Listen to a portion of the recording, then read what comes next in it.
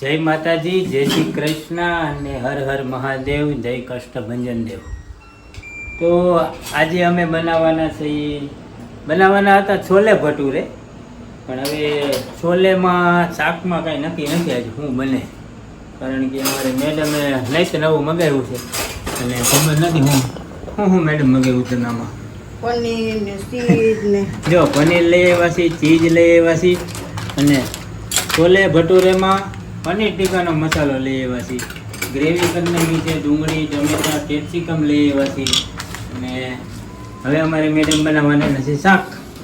તો ભટુરા માટે જો બટેટા તૈયાર કર્યા છે, કારણ કે બટેટા અને મેંદો એનો તાજો લોટ બાંધીને અમે ભટુરા બનાવી છીએ, એટલે શાકનું તો કાંઈ નક્કી નથી. છોલે ભટુરે બનાવવાના હતા એટલે શાક અમારે મહિના પછી ખબર પડે પનીર ભુરજી, પનીર ટીકા, પનીર છોલે હું નામ રાખું નહીં, કારણ કે મસાલા બધા એના અલગ અને શાકનું પ્રોગ્રામ એ અલગ છે. ચણા છે મોટા. ચાલો કેવું બને છે જોઈએ.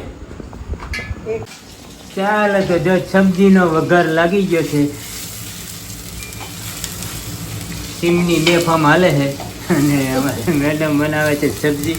આજે અમારે મેડમની તબિયત પાછી લથડી ગઈ છે, તાવ આવ્યો છે. શું આવ્યું છે? તાવ આવી ગયો છે, તોય છોલે છેના અમને ખવડાવવાના છે.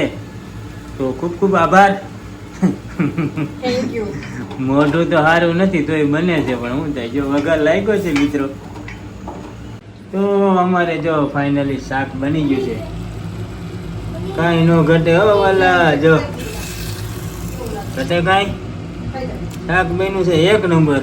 અને હવે ભટુરા બનાવવાના છે. શું કે છોટું આવી ગયું? શું ભાઈ કે શાક કાંઈ નથી નાખવું?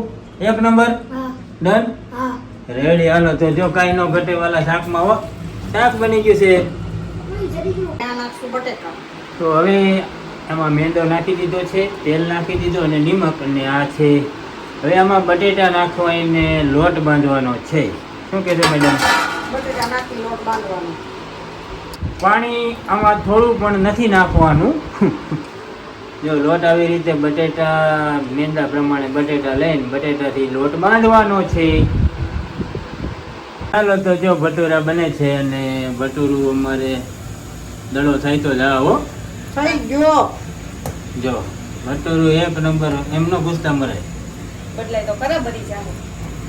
હવે રેડી. જો હવે બન્યા છે ભટુરા એક નંબર, ફૂલીને દડા જેવા. જો સરસ સરસ. જો હાલો અમે બેસી જઈએ છીએ જમવા.